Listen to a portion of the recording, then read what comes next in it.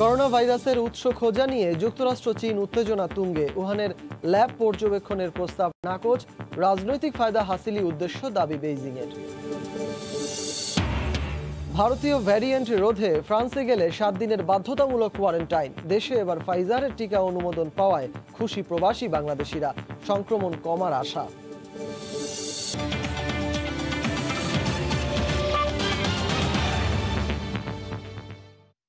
আন্তর্জাতিক সময় সঙ্গে আছি আমি সজল মিত্র রিচার্ড।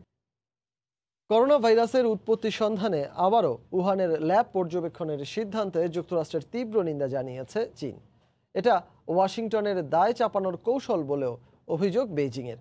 এদিকে এ তদন্তের প্রতিবেদন হাতে এলে তা জনসাধারণের জন্য প্রকাশ্যে তুলে ধরা হবে জানিয়ে চীনকে সহযোগিতামূলক আচরণের আহ্বান জানালেন মার্কিন প্রেসিডেন্ট জো বাইডেন।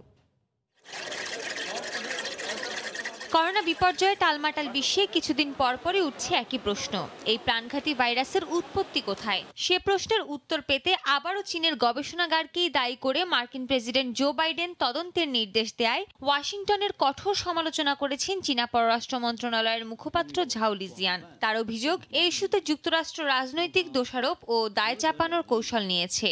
এ সময় মার্কিন গোয়েন্দা সংস্থাগুলোর মিথ্যা তথ্য ছড়ানোর বহু ইতিহাস রয়েছে বলেও মন্তব্য করেন তিনি। দেখা যাচ্ছে ভাইরাসের উৎস নিয়ে বিজ্ঞান ভিত্তিক গুরুত্ববহ গবেষণায় যুক্তরাষ্ট্রের কোনো স্বার্থ নেই। তারা বিজ্ঞানের প্রতি অশ্রদ্ধাশীল এবং মানুষের জীবনের প্রতি দায়িত্বজ্ঞানহীন। 2019 সালের শেষের দিকে চীনের শহর উহানে কোভিড-19 প্রথম শনাক্ত হয়েছিল। ভাইরাসটির উৎপত্তির জন্য চীনের পশু বিক্রির একটি বাজারের কথা বলা হলেও যুক্তরাষ্ট্র অভিযোগ তোলে উহানের একটি ভাইরাস গবেষণাগার থেকে এটি ছড়িয়েছে। তখন এ নিয়ে বিশ্ব স্বাস্থ্য সংস্থার তদন্তে সহায়তা করে চীন। পরে গত মার্চে প্রকাশিত গবেষণা প্রতিবেদনে বলা হয়, এই সংক্রমণ গবেষণাগার থেকে ছড়িয়েছে এটা প্রমাণ করা খুবই কঠিন। সম্ভবত বাদুড় থেকে কোনো একটি প্রাণীর মাধ্যমে বাহিত হয়ে এই ভাইরাস মানুষের মাঝে ছড়িয়েছে, এমনটাও উল্লেখ করা হয় প্রতিবেদনে। এদিকে চীনের এমন বিরূপ প্রতিক্রিয়ার পর জো বাইডেন মার্কিন গোয়েন্দা সংস্থাকে সব ধরনের তথ্য দিয়ে বেইজিংকে সহযোগিতামূলক আচরণ প্রদর্শনের আহ্বান জানান। তা নিয়ে তদন্ত করে দেখতে গোয়েন্দা সংস্থাগুলোকে নির্দেশ দেওয়ার পরে ক্ষুব্ধ প্রতিক্রিয়া দেখায় চীন। চীনের ল্যাব থেকে ভাইরাসটি দুর্ঘটনাবশত ছড়িয়েছে বলে সম্প্রতি যুক্তরাষ্ট্রের কয়েকটি সংবাদ মাধ্যমে প্রকাশের পর এই নির্দেশ দেন Biden. And one of the things I want to tell you is that I haven't had a chance yet to go over the detail of the counteroffer made by Capito. We're going to meet sometime next week, and we'll see if we can move that. And I'll have more to say about that at the time.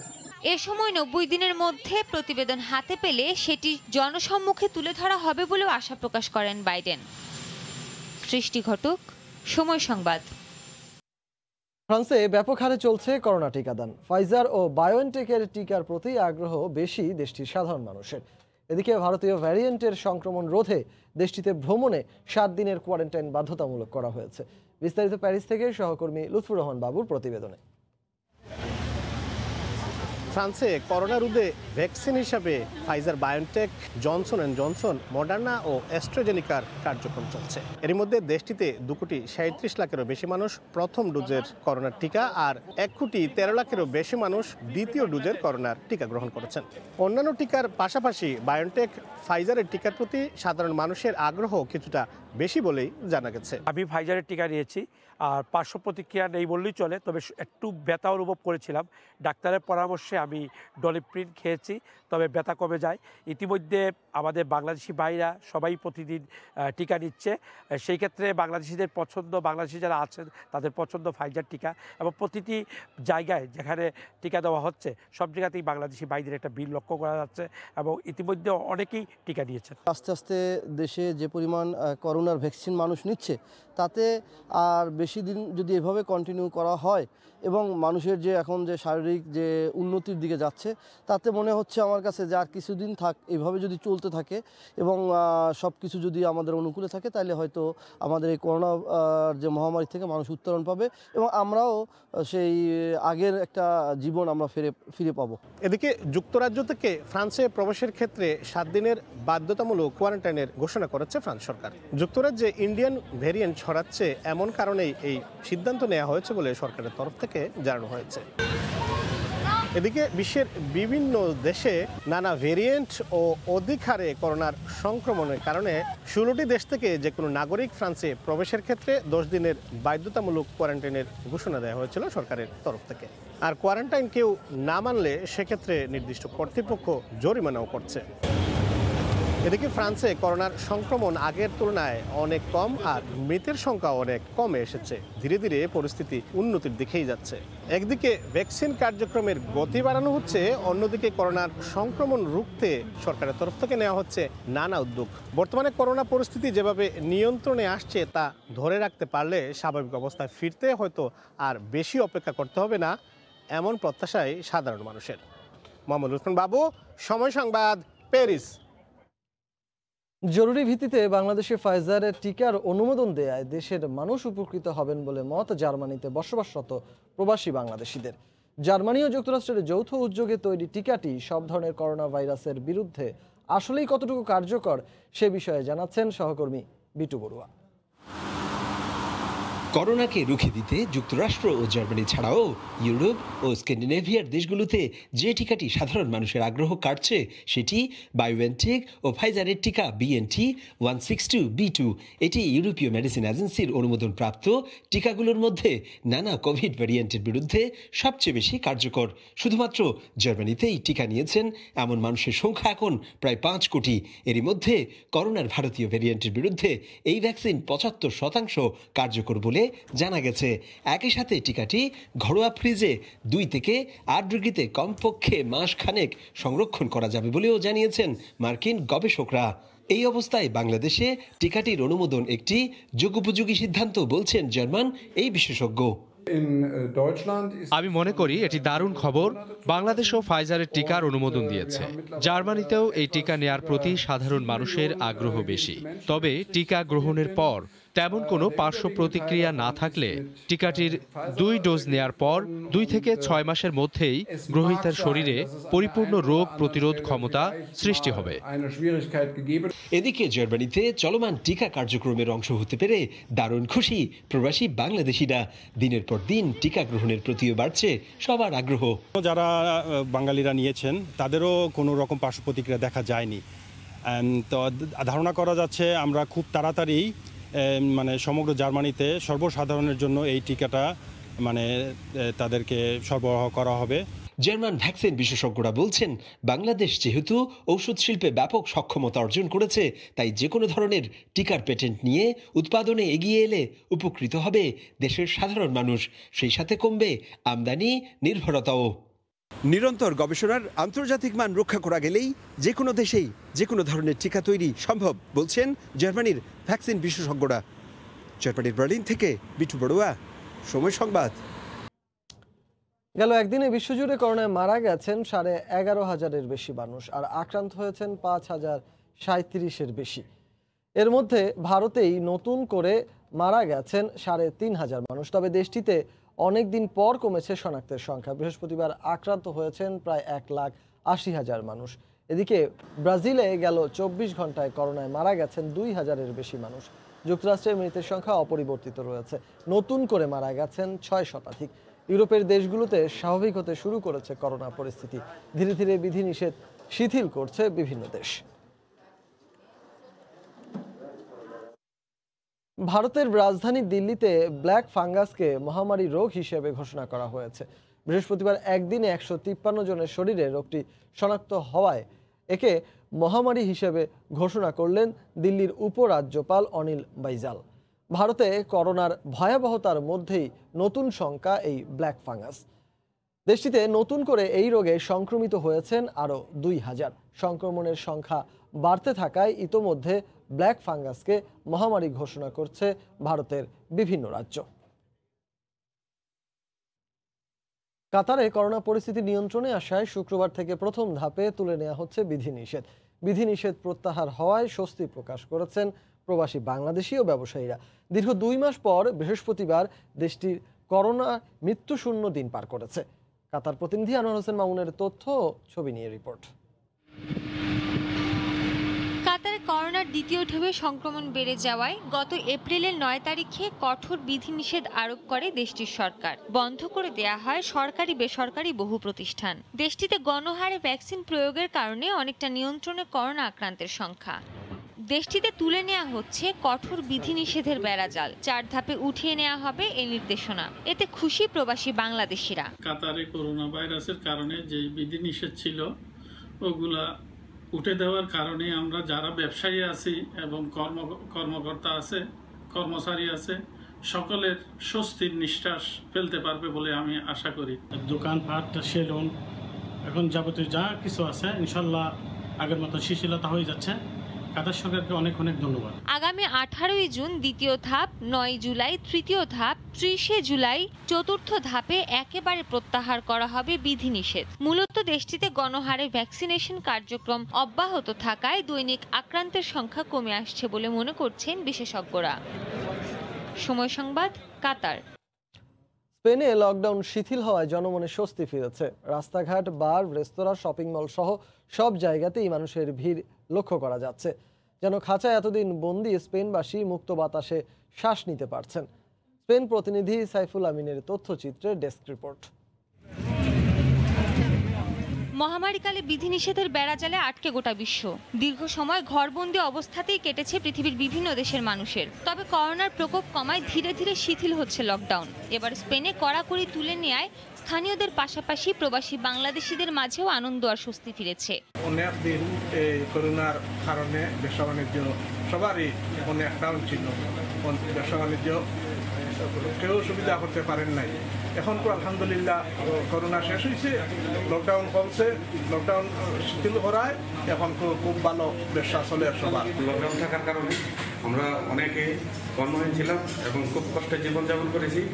এখন Spain সরকারের যে lockdown ছুটিয়ে নিয়েছে এর জন্য আমরা খুবই ভালো আছি। প্রায় 1 বছরের কাছাকাছি লকডাউনে ছিলাম। তো স্পেন সরকার আমাদের এই লকডাউন শিথিল করাতে আমরা যার যার কর্ম ফিরে পেয়েছি। এদিকে দীর্ঘদিনের লকডাউনে প্রবাসী ব্যবসায়ীরা যে ক্ষতির মুখে পড়েছিলেন তা ধীরে ধীরে কাটিয়ে ওঠার যেমন সুযোগ রয়েছে, তেমনি দীর্ঘদিন যারা কর্মহীন ছিলেন তাদের কাজে ফেরারও সুযোগ সৃষ্টি হয়েছে। আমাদের ব্যবসা বাণিজ্য অনেকটা অগ্রগতির দিকে ধাবিত হচ্ছে এবং আমরা ইনশাল্লাহ টুরিস্টের আগমনে আমাদের ব্যবসা পূর্বের মতো অবস্থান করবে সেটা আমরা আশা করি। বিগত দিনগুলোতে করোনার জন্য প্রবাসীরা অনেকেই কর্মসংস্থান হারাইছে। এখন করোনা পরিস্থিতি যখন আবার লকডাউন শিথিল করছে স্পেন সরকার, তখন আবার আমাদের ব্যবসা বাণিজ্য আগের থেকে অনেক ভালো হচ্ছে। লকডাউন শিথিল হলেও প্রশাসনের পক্ষ থেকে সবাইকে স্বাস্থ্যবিধি মেনে চলার নির্দেশ দেওয়া হয়েছে। স্পেনের অর্থনীতি মূলত পর্যটন নির্ভর। লকডাউন শিথিল করায় বিশ্বের বিভিন্ন দেশের ভ্রমণ পিপাসু মানুষ স্পেনে আসা শুরু করলে আবার ঘুরে দাঁড়াতে পারবে দেশটি। সময় সংবাদ, স্পেন। করোনা সংক্রমণ রোধে সৌদি সরকার দেশটিতে ভ্রমণে কোয়ারেন্টাইন বাধ্যতামূলক করায় ভিড় বাড়ছে হোটেলগুলোয়। বুকিং বিড়ম্বনায় ঝক্কি পোহাতে হচ্ছে প্রবাসী বাংলাদেশিদের। এতে কর্মস্থলে ফেরা নিয়ে জটিলতা বাড়ছে। সৌদি আরবের রিয়াদ থেকে বিস্তারিত জানাচ্ছেন সহকর্মী আরিফুর রহমান। শুধুমাত্র এই কোয়ারেন্টাইন জটিলতার পরে অনেক বাংলাদেশি প্রবাসী যারা কর্মস্থলে ফিরতেন তাদের জন্য এক ধরনের খুবই কষ্টের যে সময়টা সেটি কিন্তু পার করছেন। কারণ কোয়ারেন্টাইনের জন্য নির্দিষ্ট যে হোটেল সময়মতো সেই হোটেলগুলো না পাওয়ার কারণে অনেক প্রবাসী ভাই কিন্তু যথাসময়ে তার কর্মস্থলে আসতে পারেননি। ভিসার শেষ দিন হওয়ার কারণে কিন্তু তাদের ভিসা বাতিল হয়েছে এবং তারা কিন্তু আসার সুযোগ পাননি। তো সেই ক্ষেত্রে আসলে দেরিতে হলেও কিন্তু বাংলাদেশ সরকার সংশ্লিষ্ট মন্ত্রণালয়ের এবং সংশ্লিষ্ট বিভাগের এই বিষয়টি দৃষ্টিগোচর হয়েছে যে প্রবাসীদেরকে অন্তত প্রণোদনা দিয়ে হলো যে কোনোভাবে, অর্থাৎ তাদেরকে আর্থিক যেই অবস্থাটা সৃষ্টি হয়েছে যে উপস্থিত তাদেরকে টাকা দিয়ে সাহায্য করে হলেও যাতে তাদের সহযোগিতা করে যে কোনোভাবে তাদেরকে তাদের কর্মস্থলে ফেরত পাঠানো যায়। রিয়াদ থেকে আরিফুর রহমান, সময় সংবাদ।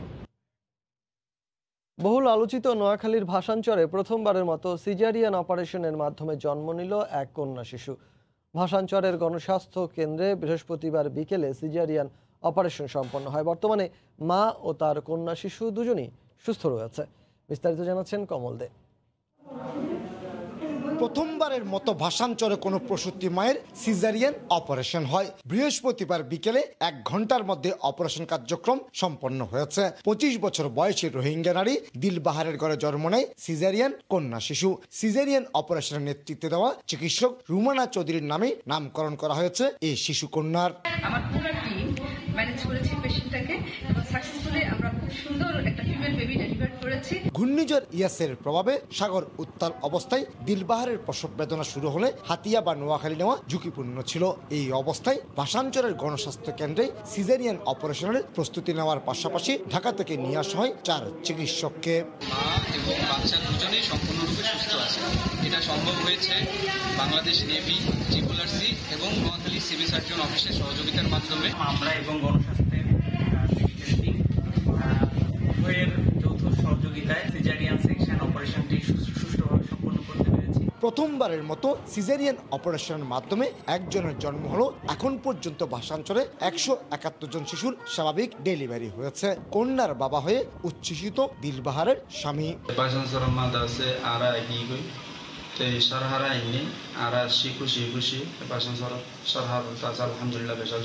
ধন্যবাদ। 6 দফায় মোট 18,400 রোহিঙ্গাকে নোয়াখালীর ভাষাঞ্চলে নিয়ে আসা হয়েছে।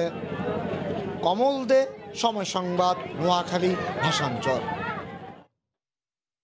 বাংলাদেশ ফুটবল দলের কাতার সফরের প্রসঙ্গ। বিশ্বকাপ ফুটবলের বাছাই অংশ নিতে কিছুক্ষণ পর কাতারের উদ্দেশ্যে দেশ ছাড়বে বাংলাদেশ জাতীয় ফুটবল দল। এই মুহূর্তে হযরত শাহজালাল আন্তর্জাতিক বিমানবন্দরে আছেন আমাদের সহকর্মী তারেক হাসান শিমুল। জাতীয় দলের সবশেষ খবরাখবর জানতে সরাসরি চলে যাব তার কাছে। শিমুল, একটি সফর কাতারে যাচ্ছে বাংলাদেশ ফুটবল দল। এরই মধ্যে কিন্তু বিমানবন্দরে প্রবেশ করেছেন ফুটবলাররা। কিছুক্ষণ পর অর্থাৎ 11টা বাজে কাতার এয়ারওয়েজের একটি বিমানে কাতারে পৌঁছাবেন বাংলাদেশ দলের ফুটবলাররা। 30 সদস্যের যে একটি স্কোয়াড রয়েছে, মূলত 25 সদস্য ফুটবলার এবং কি টিম ম্যানেজমেন্টের 5 সদস্যের একটি দল দেওয়া হয়েছিল এবং কি আরও 2 জন সংযুক্ত হয়েছে এই টিমের সাথে, যারা অফিসিয়াল মূলত ফুটবলার নয়। তারা মোট 32 সদস্যের একটি টিম বাংলাদেশ থেকে কাতারে যাচ্ছে। আসলে কাঙ্ক্ষিত বলছি এই কারণেই যে আসলে বাংলাদেশের যে বিশ্বকাপ প্রস্তুতির যে বিশ্বকাপ বাছাই পর্বের প্রস্তুতির যে একটা লম্বা কি বলবো, এটাকে আসলে এক ধরনের একটা হযবরল অবস্থা ছিল বাংলাদেশ দলের। কারণ আমরা যদি বলি যে কাতার, ইন্ডিয়া কিংবা আফগানিস্তান বা ওমানের কথা, তারা যেভাবে প্রস্তুতি নিয়েছিল সবচেয়ে বড় এই অ্যাসাইনমেন্টটিকে কেন্দ্র করে, সেই জায়গায় বাংলাদেশ কিন্তু অনেকটাই পিছিয়ে ছিল। কারণটা যদি আমি বলি যে বাংলাদেশ এই মাসের 11 তারিখে প্রিমিয়ার লিগের মাঝখানের বিরতির পরে যে স্বল্প সময়ের জন্য একটি প্রিমিয়ার লিগ শুরু হয়েছিল, তারপরে বিরতি দিয়ে ক্যাম্প শুরু করেছিল। সেই ক্যাম্পে থেকে মাত্র 2 দিন ফুটবলাররা ছিলেন, তারপরেই আবার বিরতি দিল। তারপর ঈদের ছুটির পরে 16 তারিখ থেকে শুরু হয়ে অনুশীলন করছিল বঙ্গবন্ধু জাতীয় স্টেডিয়ামে। এরপরে যেটা হয়েছিল যে বাফুফে থেকে বলছিল যে সৌদি আরবে একটি প্রস্তুতি ক্যাম্প করবে বাংলাদেশ দল, যেটি হবে দাম্মামের প্রিন্স নায়েফ স্পোর্টস সিটিতে। সেখানে যাওয়ার কথা ছিল, ফুটবলাররা রেডি ছিল। সকালবেলা আসলে যখন হোটেল থেকে বের হবে তখন হঠাৎ করে মেসেজ গেল যে না, ট্যুর হচ্ছে না, কাতারে যাওয়া হচ্ছে না। এই ট্যুরটা নিয়ে একটা বড় ধরনের নাটকীয়তা হয়েছে। ফুটবলাররা বাফুফে থেকে যেটা বলছেন যে আসলে সৌদি আরবের যেই ফুটবল ফেডারেশন আছে, তারা আসলে সৌদি সরকারের সাথে ফুটবলারদের যে কোয়ারেন্টাইন ইস্যুটা রয়েছে সেই ইস্যুটা কমাতে পারেনি। কিন্তু গতকালকে যেটা কাজী সালাউদ্দিন বলছিলেন যে শেষমেশ যখন সব কিছু রেডি হলো, তখন জেমি বলছিলেন যে আসলে 2-4 দিনের জন্য না, যে এখানে অনুশীলনের কথা, বাংলাদেশ অনুশীলনের কথা।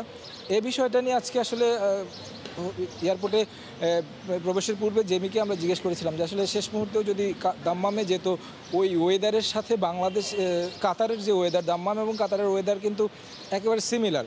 ওখানে যে যদি 4 দিন বা 5 দিন অনুশীলন করতে পারতো ফুটবলাররা, তাহলে কিন্তু ওয়েদারটা মানিয়ে নিতে পারতো অন্তত। সেই জায়গায় জেমি আসলে যেটা বললেন যে আসলে তিনি আসলে যেতে চাননি, এই জিনিসটা ভুল। কাজী সালাউদ্দিন গতকালকেই গণমাধ্যমে বলেছেন যে আসলে কোচ যেতে চায়নি, সেই জায়গাটায় উনি এটা অস্বীকার করেছেন। তবে এই প্রস্তুতি নিয়ে তার কাছে প্রশ্ন ছিল যে বাংলাদেশ কতটা আশা করতে পারে ভারত কিংবা আফগানিস্তানের মতো, ওমানের মতো দলগুলোর বিপক্ষে। তিনি বলছিলেন যে আসলে বাংলাদেশ এর আগে যে ভারতে যে ম্যাচটি খেলে এসেছে, 1-1 গোলে ড্র করেছে, শেষ মুহূর্তে যে বাংলাদেশ গোল কনসিড করেছিল, সেই জায়গায় ভারতের বিপক্ষে একটা ম্যাচ জয়ের প্রত্যাশা করছে আফগানিস্তান এবং কি ওমানের বিপক্ষে অনেক পার্থক্য বাংলাদেশের যদি মাঠের পারফরমেন্সের বিবেচনা করি সেই জায়গায়ও তারা আশা দেখাচ্ছেন। জামাল ভুঁইয়াও কথা বলেছেন।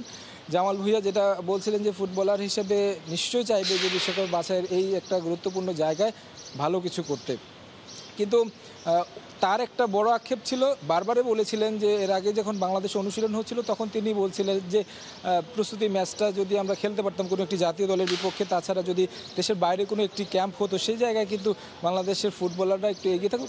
তারপরেও গতকালকে একটি ম্যাচ খেলেছে শেখ জামাল ধানমন্ডি ক্লাবের বিপক্ষে 2-2 ড্র হয়েছে।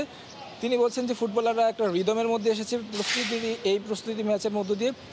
তপু বর্মনও যেটা বলছিল যে আসলে একটা জয় নিয়ে ফেরার প্রত্যাশা করছেন কাতার থেকে। তো রিচার্ড, আমার কাছে এই ছিল বাংলাদেশ জাতীয় ফুটবল দলের কাতার সফরের সবশেষ। বিশ্বকাপ বাছাই পর্বের ম্যাচে অংশ নিতে কাতারে যাচ্ছে বাংলাদেশ জাতীয় ফুটবল দল, সেই খবর জানাতে হযরত শাহজালাল আন্তর্জাতিক বিমানবন্দর থেকে আমাদের সঙ্গে যুক্ত হয়েছিলেন সহকর্মী তারেক হাসান শিমুল। জানিয়ে দিচ্ছি আন্তর্জাতিক সময় শিরোনামগুলো। করোনা ভাইরাসের উৎস খোঁজা নিয়ে যুক্তরাষ্ট্র চীন উত্তেজনা তুঙ্গে, উহানের ল্যাব পর্যবেক্ষণের প্রস্তাব নাকচ, রাজনৈতিক ফায়দা হাসিলি উদ্দেশ্য দাবি বেইজিংয়ের। ভারতীয় ভ্যারিয়েন্ট রোধে ফ্রান্সে গেল 7 দিনের বাধ্যতামূলক কোয়ারেন্টাইন, দেশে এবার ফাইজারের টিকা অনুমোদন পাওয়ায় খুশি প্রবাসী বাংলাদেশিরা, সংক্রমণ কমার আশা। এই ছিল আন্তর্জাতিক সময়ে, আর সঙ্গে থাকুন সময়।